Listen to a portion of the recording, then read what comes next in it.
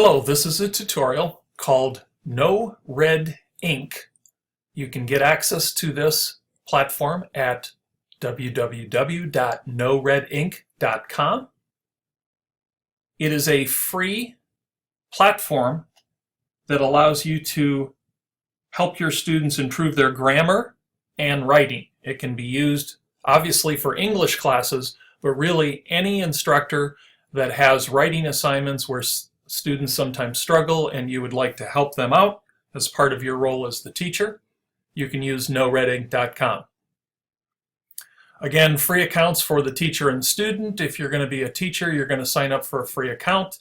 You can sign up with your Google Plus or any email address, so you can go ahead and do that. Student will do it the same way. I'll show you a student login later on. Since I already have an account, I'm going to go ahead and log in to my teacher account.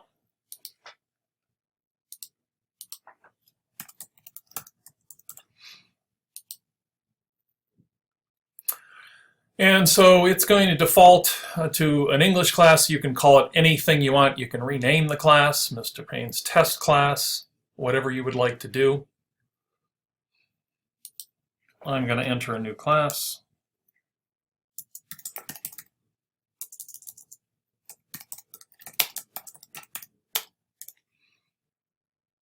If I could spell my own name, and I'll add my class. So this is the one I'm going to work in now. This is another one that I already have here. So the toolbar has assignments, quizzes, pre-tests, and progress. And we'll go over assignments and progress in this tutorial. Quizzes and pre-tests you can test out on your own, but I will tell you what they are. The plus allows you to create a new one of any of these. And then I want to point out the class code. Every instructor and every class that you will have a class code generated by NoRedInk. This is a code that you will need to give to your students so they can access your class. Assignments are set up so that students can access the work, they can attempt to get things right, they can rework anything that they get wrong, and it really is for practice, and it's formative assessment types of things, where quizzes are more summative assessment. Students can't go back. You look through the material, you decide what you want to do, and you put your answers in, and then you move forward. And then progress will allow the student to take a look at the results of the individual student, how they're doing, what specifically they're doing well, and where they're struggling. So let's go ahead and create an assignment. Again, I could create a quiz, pre-test it the same way, but I'm going to create an assignment. I'm going to call it Grammar 2. The number of questions that I can have range from 5 to 50. I'm just going to make it 5 for right now, but you can make it whatever number of questions you want. I could assign it to a specific class. I can select specific students from that class, or otherwise it will default to all students that enter that class. Due date, it defaults the due date to 1 week or 7 days after I set this up. We can set it up so that the students can start taking this material, this practice, these assessments right now, or we can schedule a specific start time. Over here to the right, they have a list of a number of different areas of grammar. And I can choose any of these, and it will give me a sublist of things that I can select and then have the test material be about. Notice that some of these will have a lock mechanism next to them. That means in order to get access to this, you would have to have the premium version. The premium version, I think, is quite expensive. It's about 15 bucks per student per year. I think that's ridiculous, but the free version will do a lot of things that you'll see in a moment. Also, I want to point out the I. assuming that you read this sentence or this concept and I don't exactly know what's going to happen in there. If I hover over this I, which stands for information, I will get kind of a sample of what that particular category is about and the types of exam type questions or the type of practice items that will actually be in that area. I'm going to go in and I'm going to choose, let's choose commas.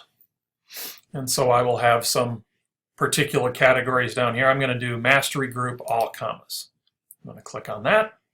So you have to select a category and a subcategory. You could check them all, and what it will do is it will give you everything that you have listed here.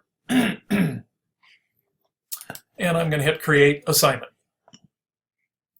So I have my assignment start time, and end time is always 1 week later unless on that previous screen you establish it to be from a different start and end period.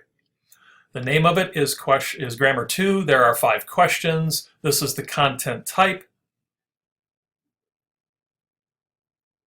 And so we have our assignment.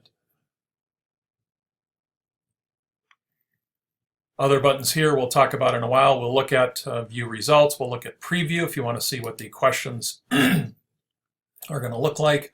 This is what your student is going to see. They are first going to be given a tutorial that walks you through.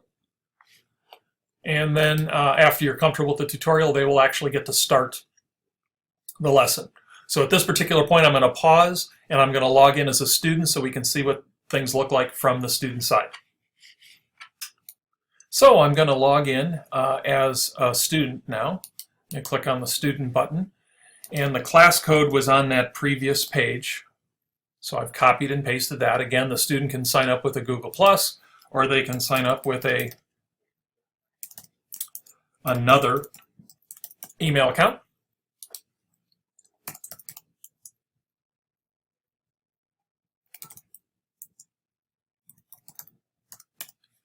Put my password in there. Bob student, Bob and student. Mail, and then you're going to click this box here. My parents and I agree to the NoRedInk's terms of service and privacy policy. This, the parent aspect is in there because this is something that K-12 folks use. So then we will say sign up.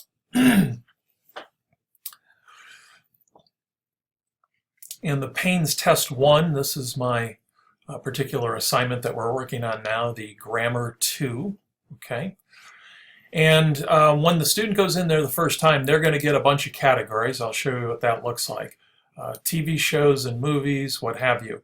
This green bar is also, it's going to be way over here, a little bit of green, the rest of it's going to be white. And you have to fill it up. You have to go into these categories, TVs and movies, actors and actresses, and you have to identify. You can click multiple characters in each one of these areas, but you eventually have to fill up this green box. What this is going to do is personalize the student's experience with the lesson. And so when there are sentences or paragraphs, if you chose, let's say, Harry Potter, for example, there will be questions or there will be some learning experiences that will contain characters from Harry Potter. So it kind of personalizes the story or the sentence, if you will. So I have done that already, but just so you know, you're just going to go into this particular area and you'll just click on a particular character. And every time you do, this green bar is going to start moving across from left to right. Once you get it completely filled, hit continue. And I can now begin the assignment. I've told ahead of time that it's about commas. This is when it's due. And there's 5 questions and 5 points associated with the assignment. Basically, the default is, unless you have the pro version, I believe is 1 point per question, because I didn't assign any points. So from a student perspective, I'm going to click on how to use the interface because it's going to show me that tutorial that I would have gotten if I'm a student going here for the first time. So here's a tutorial on using punctuation. The next questions ask you to make some decisions about punctuation. Click this semicolon to change it. Click it one more time. And assuming that this is what I want it as a comma, I would hit submit answer and I'd move on to the next one. Drag a comma here. So I grab it and I drag it to that spot. Great, now click cheese to capitalize it. So that would be a change that I would want to make. And if I was good with everything that I wanted to do, again, I would hit submit. Throw out this comma by dragging it below. So you just click and drag, get it out of there, and say submit. Some sentences like this one are correct already. If whatever the student is given, they think it's perfect as it is, they just hit submit. So we're ready, we've gone through. If I feel like I would like to do those tutorials again, I can go back here. And so what I have now is I have my little spreadsheet here that has each question, and I'm going to get a different score, if you will, when I go ahead and answer that. So it's basically going to tell me what I'm going to do. And then down here I have my sentence. The local farm and nearby orchard had Cosmo Kramer's favorite type of cantaloupe. So I picked from Cosmo Kramer, I picked Seinfeld as one of those particular areas of interest. So let's say that I'm going to the local farm, put a comma in there, and nearby orchard. Maybe I'm going to do something like this, had Cosmo Kramer's favorite type.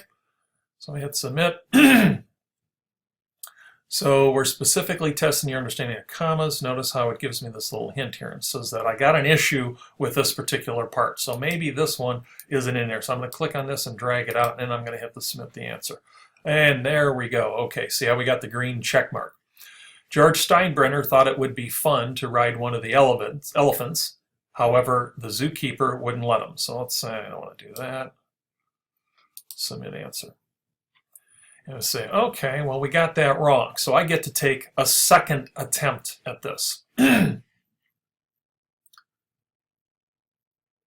Well, maybe it's completely right. No. Okay, so if I still get it wrong after that second attempt, I'm actually going to get the rules, a little explanation, an example.